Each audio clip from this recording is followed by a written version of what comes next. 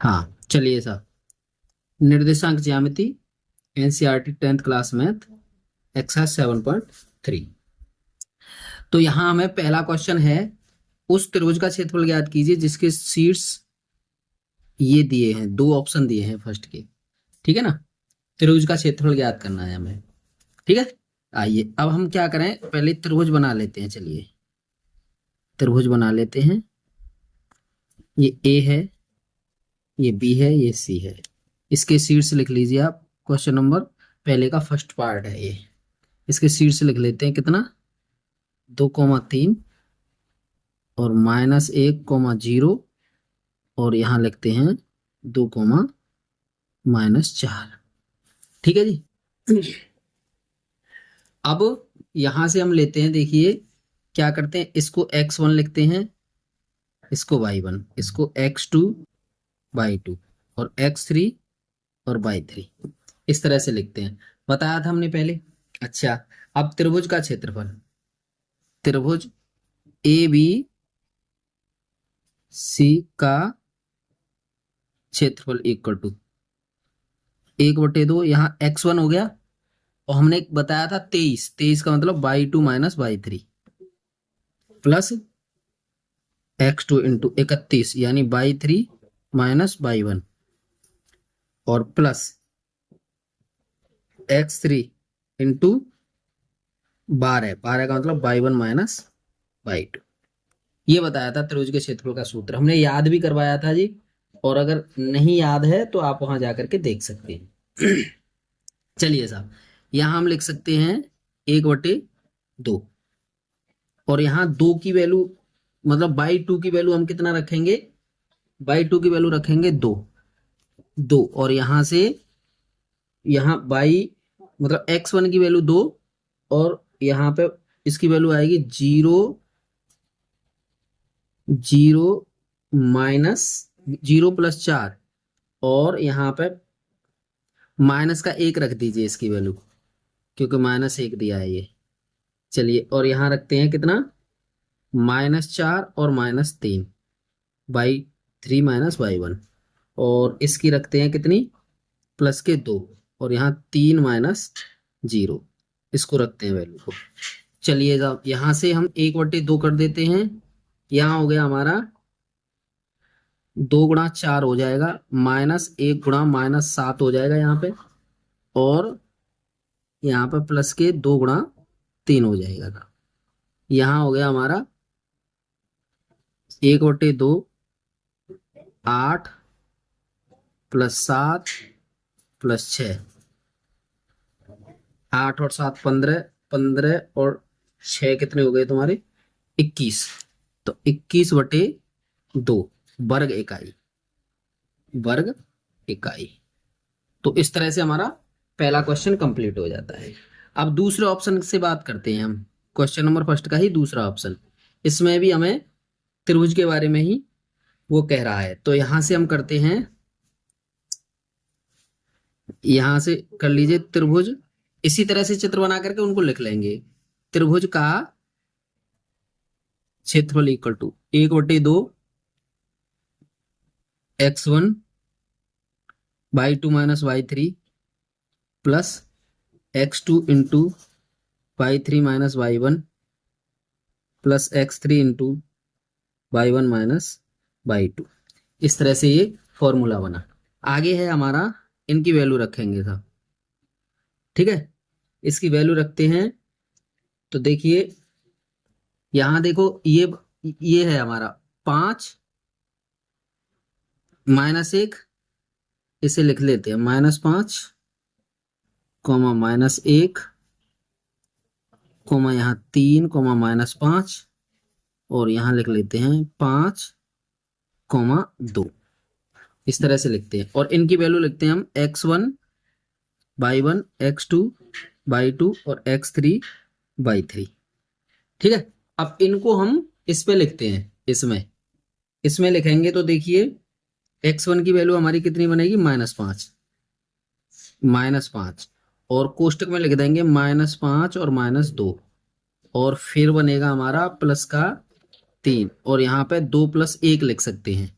इनकी वैल्यू लिखते चलिए, और फिर यहाँ लिख सकते हैं हम प्लस का 5 और यहाँ लिखते हैं -5 और +5। ठीक है सर। यहां से हम करते हैं तो देखिए 1/2 तो योग्य तो रहेगा, ये -5 और गुणा -7 हो जाएगा यहाँ पे, प्लस यहाँ 2 और गुणा 3 और गुणा 3 और प्लस यहाँ 5 और गुणा यहाँ 4। ठीक है सर। यहाँ करेंगे हम 1/2 गुणा, यहाँ हो जाएगा 7 पंजे 35, 35 प्लस 3 तिया 9 प्लस 5 चौके 20। ठीक है सर। इस तरह से इनका वो आया। तो यहाँ पे लिख सकते हैं हम 1/2 गुणा, इन सबको जोड़ने के बाद हमारा बन रहा है 64 और इससे इसे काटेंगे तो कितना बना 32 वर्ग इकाई। इस तरह से हमारे पहले क्वेश्चन के दोनों ऑप्शन हल हो गए। अब आता है क्वेश्चन नंबर 2, इसी एक्सरसाइज का क्वेश्चन नंबर 2। क्वेश्चन नंबर 2 देखिए, निम्नलिखित में से प्रत्येक में के का मान ज्ञात कीजिए ताकि बिंदु तीनों संरेख हों। तो पहले ऐसा करिए, इनको लिख लीजिए आप, इनको लिख लीजिए फर्स्ट ऑप्शन में 7, -2 और यहाँ पे हो गया 5, 1, 3, k। तो यहाँ इसका वैल्यू रखते हैं हम x1/1, x2/2, x3/3। इस तरह से लिखते हैं।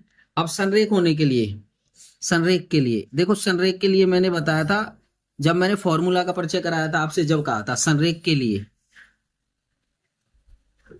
संरेख के लिए हमारा क्या था, जो त्रिभुज का क्षेत्रफल है वो 0 हो जाएगा। त्रिभुज का क्षेत्रफल यानी कि x1/2 -y3 23 और x2 31/3 -y1 plus x3 × 12 y1 -y2 और इक्वल टू 0। संरेख के लिए था ये। संरेख के लिए होता है त्रिभुज का क्षेत्रफल बराबर 0। तो हमने त्रिभुज का क्षेत्रफल हमने 0 के बराबर रख दिया। अब इनको, इनकी वैल्यू रखेंगे साहब, हम इनकी वैल्यू रखते हैं साहब 7 और कोष्टक में लिखेंगे 1 - k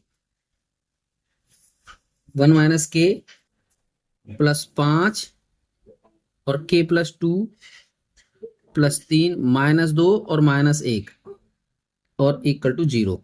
यहां हम कर सकते हैं, देखो अंदर गुणा करेंगे हम इसका 7 - 7k प्लस 5k प्लस 5 दूनी 10 और यहाँ पे हो जाएगा प्लस 3 गुणा -3 और बराबर 0।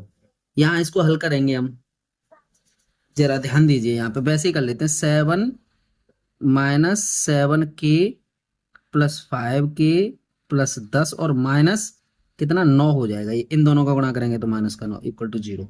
अब हल करते हैं जैसे, तो देखो ये और ये दोनों को जोड़ दीजिए, 17 और 9 घटा दीजिए, तो यहाँ पे कितना बचा 8 बचा साहब। यहाँ 8 बच गया और यहाँ इसमें से चले जाएंगे तो यहाँ पे बचेंगे -2k, क्योंकि माइनस के ज्यादा है, इक्वल टू 0। इसको इधर ले जाएंगे तो -2k इक्वल टू -8 और k बराबर कितना बना 4। अब k यहां लिख लीजिए, k का मान 4 होगा, 4 होगा। ठीक है साहब। अब इसी का सेकंड ऑप्शन देखते हैं, इसी क्वेश्चन का सेकंड ऑप्शन।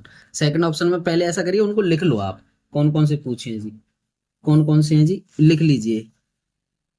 देखो यहां से लिख लेता हूं मैं पहले, ठीक है। 8, 1 और यहाँ पे k, -4 और यहाँ पे 2, -5। तो ये मैंने लिख लिए। इनको लिखने के बाद मैं यहाँ x1 लिख सकता हूँ y1, x2 y2, x3 y3, ऐसे करके ये मैंने लिख लिए सब। अब लिखने के बाद हम क्या करेंगे, अब वही संरेख के लिए, संरेख के लिए अभी हमने बताया था, संरेख के लिए हमारा क्या होता है, x1 × y2 - y3 plus x2 × y3 - y1 plus x3 × y1 - y2 equal to 0। मतलब त्रिभुज का क्षेत्रफल 0 हो जाता है। किसके लिए, संरेख के लिए त्रिभुज का क्षेत्रफल 0 हो जाता है। तो त्रिभुज के क्षेत्रफल हमने 0 के बराबर लिख लिया था। आगे हम क्या करते हैं, इनकी वैल्यू रखते हैं जी हम। चलिए 8 और कोष्टक में लिखेंगे हम -4 और +5, और यहाँ पे प्लस का k और यहाँ -5 और -1 और प्लस यहाँ 2 और 1 + 4 = 0। ठीक है साहब, यहाँ लिख सकते हैं हम 8 × 1, क्योंकि 5 में से 4 जाएंगे, 1 बचा, है ना।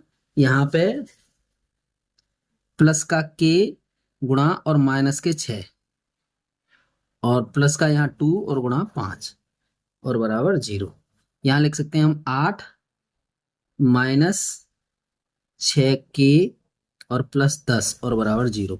इन दोनों को जोड़ेंगे तो 18 हो गए सब। इन दोनों को जोड़कर 10 और 8 18, इधर ले जाएंगे इनको, है ना। तो -6k = -18 और k = 3, 6 तिया 18, k = 3। k का मान यहाँ लिख देंगे, k का मान 3 होगा। ठीक है साहब, ये बना आपका। आइए साहब, अगला क्वेश्चन नंबर 3।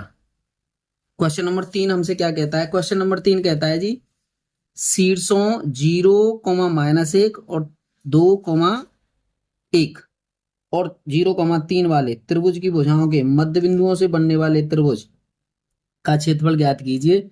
इस क्षेत्रफल का दिए हुए त्रिभुज के क्षेत्रफल के अनुपात के अनुपात ज्ञात कीजिए। मतलब बड़े क्षेत्रफल का और छोटे क्षेत्रफल का अनुपात भी ज्ञात करना है हमें। मतलब हमें पहले आप चित्र बनाइए। चलिए, एक हमें त्रिभुज दिया है, ये त्रिभुज दिया है साहब, ये त्रिभुज दिया है। चलिए इसके शीर्ष लिख लीजिए आप। पहले ये ए ले लो, यहाँ पे बी ले लो और यहाँ ले लो सी। तो यहाँ ए के निर्देशांक लिख लीजिए 0, -1 और बी के लिख लीजिए यहाँ 2, 1 और सी के लिख लीजिए 0, 3। अब हमने क्या किया, इसका मध्य बिंदु, इसका मध्य बिंदु और इसका मध्य बिंदु लेकर के ये एक त्रिभुज और बनाया। वो कह रहा है तो कैसे बनाएंगे हम, यहाँ P लिख लीजिए, यहाँ Q लिख लीजिए और यहाँ R लिख लीजिए। ऐसे बना दिया मान लीजिए। अब हमें इसके निर्देशांक चाहिए, Q के, P के चाहिए और R के चाहिए। तो ये मध्य बिंदु ही तो है, भुजा AB के मध्य बिंदु का निर्देशांक। तो इस तरह से हम इनको निर्देशांक ज्ञात करेंगे, है ना। तो लिखते हैं यहाँ पर AB के मध्य बिंदु P के निर्देशांक। AB नहीं है, ये BC है।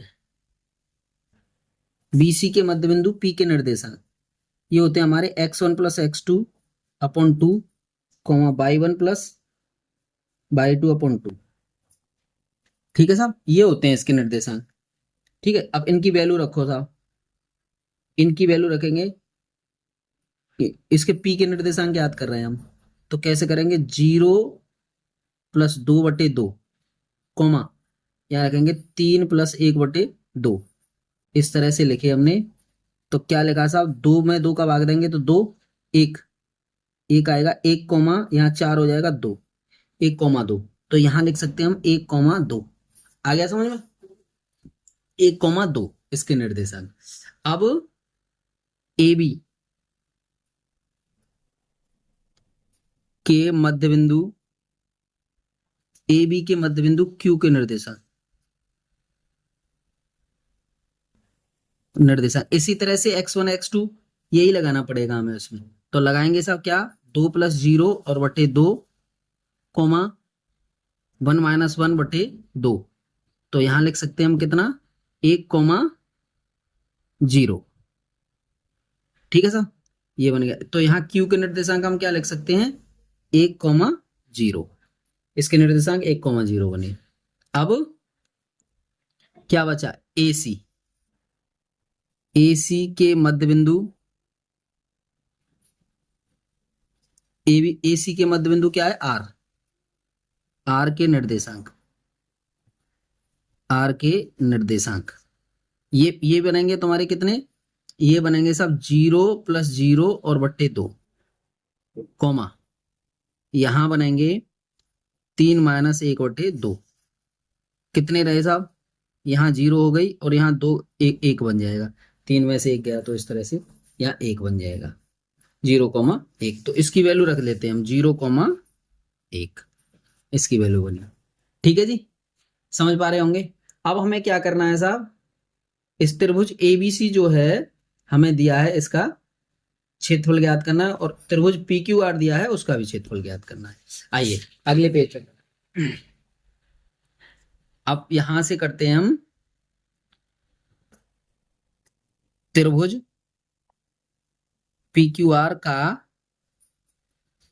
क्षेत्रफल equal to 1/2 x1 into y2 minus y3 plus x2 into y3 minus y1 और plus x3 into y1 minus y2।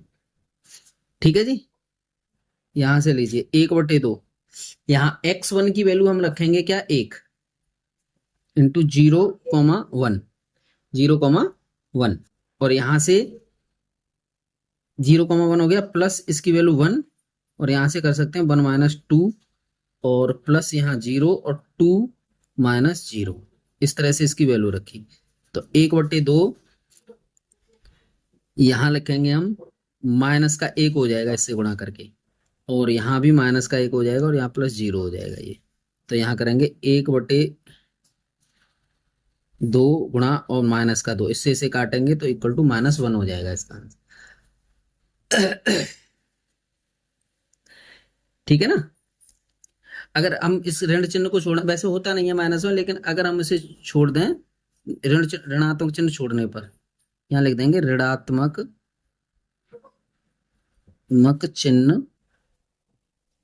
चिन्ह छोड़ने पर 1 वर्ग इकाई हो गया इसका, वर्ग इकाई, 1 वर्ग इकाई इसका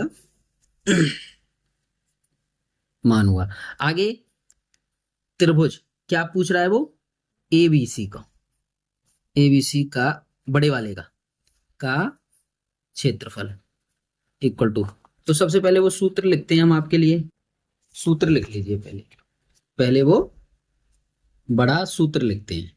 सूत्र लिखते हैं तो 1/2 x1 into y2 minus y3 plus x2 into y3 minus y1 plus x3 into y1 minus y2। ठीक है सर, यहाँ लिख सकते हैं हम 1/2 x1 की वैल्यू देखिए इसमें क्या है 0,1 minus 3 plus 2 into 3 plus 1 plus 0 into -1 और -1। ठीक है जी, यहां से हम करेंगे तो 1/2 और गुणा यहाँ 0 हो जाएगा, ये 0 प्लस 8 और प्लस 0, यहाँ ये बना। अगर इसको करेंगे तो 8 को काटेंगे तो ये 4 वर्ग इकाई हो गया, 4 वर्ग इकाई। अब अनुपात अगर हम ज्ञात करें, अनुपात ज्ञात करें तो किससे, पीक्यूआर से ज्ञात करना था इसका। तो त्रिभुज पीक्यूआर का क्षेत्रफल अनुपात त्रिभुज एबीसी का क्षेत्रफल। तो ये क्या बना, 1:4 बना साहब, यही हमारा आंसर है। 1:4 का अनुपात है साहब इन दोनों के क्षेत्रफल में, यही तो कह रहा था साहब वो। आइए अब हम करते हैं क्वेश्चन नंबर 4, इसी एक्सरसाइज का क्वेश्चन नंबर 4। आइए क्वेश्चन नंबर 4 पढ़ते हैं। पहले पढ़िए साहब, उस चतुर्भुज का क्षेत्रफल ज्ञात कीजिए जिसके शीर्ष इसी क्रम में इतने, मतलब -4, -2 और -3, -5 और 3, -2 और 2, 3 है। चतुर्भुज ऐसा, चतुर्भुज बनाते हैं साहब। पहले हम चतुर्भुज बना लेते हैं, वो कह रहा है उसी तरह से हम चतुर्भुज बनाते हैं पहले। चलिए जी, हमें क्या दे रहा है वो, A B C और D, इस तरह से चतुर्भुज दे दिया। इसके निर्देशांक लिखो -4, -2, और यहां लिख लीजिए -3 कोमा -5, और यहाँ लिख लीजिए 3 कोमा -2, और यहाँ लिख लीजिए 2,3। इस तरह से ये हमने चतुर्भुज बनाया। लेकिन ऐसे चतुर्भुज को तो हम ज्ञात नहीं कर सकते। क्या करेंगे, इसको AC विकर्ण को मिला करके दो त्रिभुज बना लेते हैं। तो यहां अगर हम लिखेंगे, क्या लिखेंगे, चतुर्भुज ABCD का क्षेत्रफल इक्वल टू त्रिभुज ABC का क्षेत्रफल प्लस त्रिभुज ACD का क्षेत्रफल। भाई अभी हमने आपको बताया कि दो त्रिभुज बन गए, त्रिभुज नंबर 1 और त्रिभुज नंबर 2। इन दोनों त्रिभुजों के क्षेत्रफलों को जोड़ देंगे तो क्या बन जाएगा, ये बन जाएगा हमारा चतुर्भुज। ठीक है साहब, चतुर्भुज बन जाएगा क्षेत्रफलों को जोड़ने के बाद। आइए जी, अब हम क्या करते हैं, अब हम करते हैं साहब, यहां लीजिए हम दोनों को जोड़ते हैं, इन दोनों के क्षेत्रफलों को 1/2 त्रिभुज ABC के क्षेत्रफल के लिए करते हैं हम। चलिए डायरेक्ट लिखते चलें, -4 कोमा -5 प्लस 2, -3 कोमा -2 और +2, और +3 -2 और +5। एक तो ये बना, और प्लस, चलिए इसे भी लिख लेते हैं, अगर लिख जाएगा, लिख जाना तो चाहिए। अगर ना लिखे, इधर मत लिखो तो यहाँ लिख दीजिए ना, +1/2 यहाँ लिख लीजिए। ये आ जाएगा -4 कोमा -2 -3 और +3 और 3 + 2 और +2 इंटू -2 और +2। इनकी वैल्यू रखते चलो, x1 y1 x2 y2 x3 y3, इनकी वैल्यू रख दी सब। ठीक है जी। अब यहां से अगर हम इसे हल करेंगे, आइए, तो 1/2 इस ऊपर वाले को हल करेंगे हम यहां से। तो देखो यहां से ये 4 तिया 12 बनेगा ना, यहाँ से 3 बचे, 4 तिया 12, और यहाँ पे माइनस, यहाँ ले लीजिए, यहाँ कितना बचा, 0 कट जाएगा तो 0 हो गया साहब, और यहाँ प्लस का ये कितना बन रहा है, ये बन रहा है आपका 3 तिया 9 हो जाएगा यहाँ पे। ठीक है साहब, और यहाँ प्लस का 1/2, और यहाँ 5 चौके 20 बनेगा साहब, क्योंकि 3 और 2 5, और 5 चौके 20 बन गया। चलिए, और यहाँ पे 5 तिया 15 बन गया, और यहाँ पे 2 से 2 जाएगा तो यहाँ 0 बन जाएगा ये। ठीक है जी, ये दोनों त्रिभुजों का क्षेत्रफल हमने जोड़ा। आइए अब बनेगा हमारा यहाँ 1/2, कॉमन ले लिया, ये मान लीजिए सब, इनको जोड़ा तो ये 21 बने, ये कॉमन ले लिया, ये और ये मान लो कॉमन ले लिया हमने, तो यहां से तो ये 21 बन गया, और बीच में प्लस का चिन्ह है तो प्लस, ये बना हमारा 35 तो यहां बना हमारा कितना, 1/2 प्लस दोनों को जोड़ देंगे तो कितना बना, ये 56, इसे काटेंगे तो ये 28, तो यहां बना 28 वर्ग इकाई। ये हमारा ये क्षेत्रफल बना सा। ठीक है, इस तरह से हमारा चौथा क्वेश्चन इसका हल हो जाता है। अब आते हैं पांचवें क्वेश्चन पे। चलिए साहब, क्वेश्चन नंबर 5 हम लिखते हैं, पहले पढ़ते हैं। चलिए पढ़िए साहब, क्वेश्चन नंबर 5 को पढ़िए साहब।